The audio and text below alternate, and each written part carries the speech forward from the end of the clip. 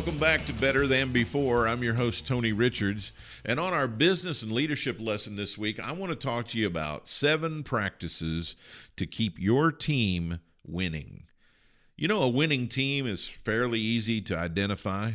Something about the way they get along with each other, they carry a special swagger and confidence about them, the way they go about their business. And you can also very easily spot a team that isn't winning. Bickering, infighting, finger pointing, blaming, dissatisfaction everywhere. And most people are just trying to survive for themselves as individuals. They're just trying to get through it. Well, as leaders and executives, here are 7 things that I feel we can put into practice to help keep our winning teams winning. And we can also turn around those teams that maybe they've experienced a decline, or they've got that defeatist attitude or that dark cloud hanging over. Number 1, the first thing I think you have to do is you have to get alignment. You, as the leader, need to make sure everyone on the team has goals that are aligned with each other and with the organization's goals. How can you monitor progress so you can help with coaching and course corrections along the way to make sure everyone arrives at the same place at the same time if you haven't properly clarified and aligned the goals with each other? And I find the best teams are dependent upon each other's goals. They have to work together in order to succeed. When an executive can just do their own work and succeed on their own in their own part of the org chart, that can create silos. So you got to make sure that you get alignment for those people then somewhat interdependent upon each other.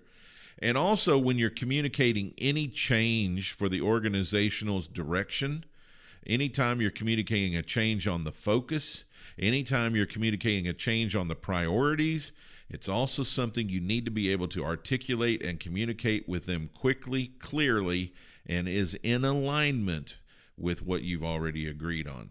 Number 2, conduct employee performance reviews more than just once a year.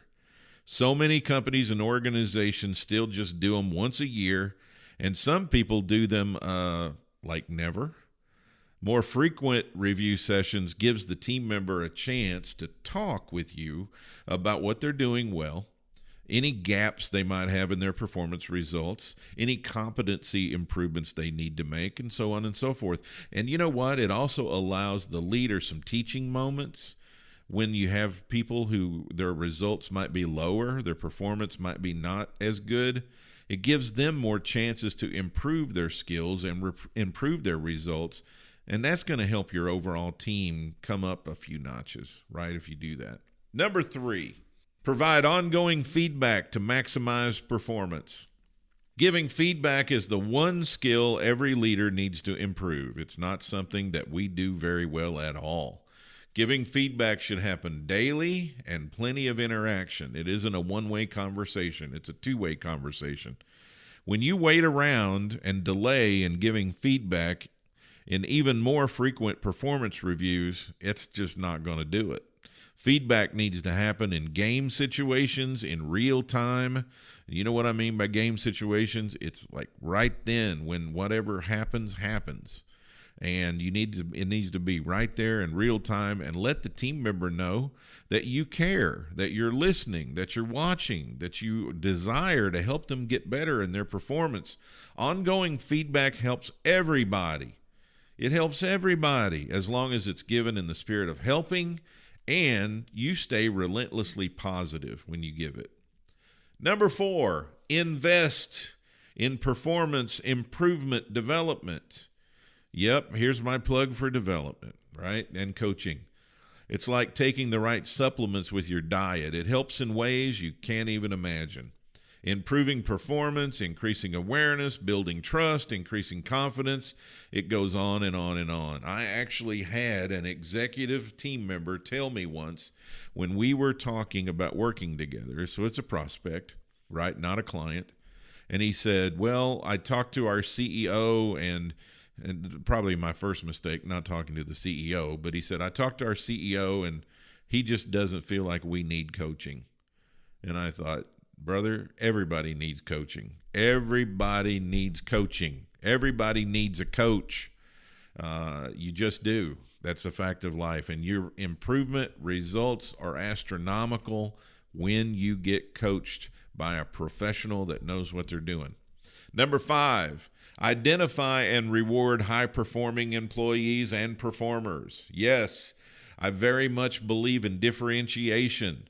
You must be fair, but you do not have to be equal, because results are not equal. Effort is not equal. Client lists and things of that nature are not equal. It's never going to be equal, but it does have to be fair. If you don't clearly identify and reward when someone is hitting the mark or going past it and overperforming, what's the incentive for that person to do better? There isn't one. Also, knowing and being able to clearly identify who your high-performing team members are is critical. These are the people that you cannot afford to lose as long as they are living your values and hitting their marks.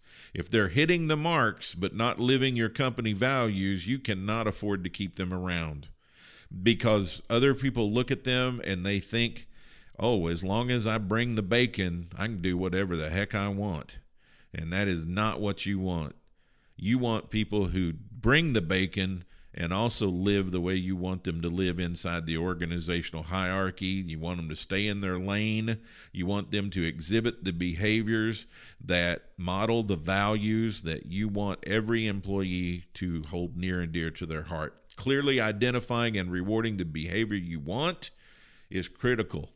Clearly identifying and rewarding the behavior you don't want is a success for failure, because behavior will not change if not challenged, and behavior that is rewarded will be repeated. And that goes to the positive and the negative. Number 6, you need to have a succession plan. You need to be able to replace critical people at all times, not just when somebody leaves, not when somebody quits, not when crisis strikes. In fact, you need to have a plan that's ready all the time, because you're going to lose people. You just are. People are going to move on. People are going to take better positions. People are going to take different positions. People are going to retire. People are going to just quit. A vacant spot on your team, which represents essential skills, is going to create a gap that will cripple you and your execution. So keeping your talent pool fresh, keeping it stocked, keeping it developed is an activity too many of us do not properly utilize. Number 7, last one, balance effectiveness and efficiency. And yes, I got this one from my hero, Peter Drucker. You need to balance doing the right things and doing things right. The recession that we had back in 07 or 08 clearly forced people into doing activities and thinking of leaders in a more efficient way. So they started getting into efficient mode, right? But you cannot forget about effectiveness. You got to make sure that your efforts are not being expended doing the wrong things very right. Start with making sure that you're doing the right things at the right time and doing them as right as possible. It can very much hurt you if you're hammering the nails as hard and fast as you can if they're the wrong nails and it's the wrong wall. That's our show today. I'm your host, Tony Richards. I love you, I care about you, and I want to remind you of one very important thing. Everything gets better when you get better. Thank you for listening to Better Than Before with Tony Richards, a business leaders podcast powered by Clear Vision Development Group. For more resources from Tony, visit clearvisiondevelopment.com. Join us next time for another episode of Better Than Before with Tony Richards.